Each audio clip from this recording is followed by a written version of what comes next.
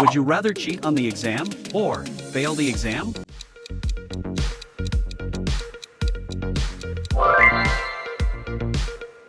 Have a lot of money but no friends, or have no money but a lot of friends?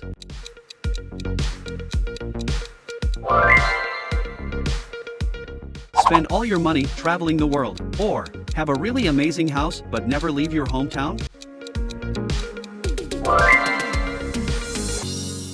Be able to control the smell of your farts, or control the sound of your farts?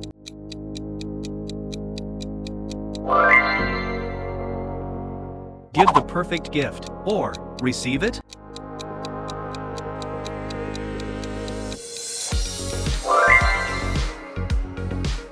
Be with someone you don't love, or be alone forever?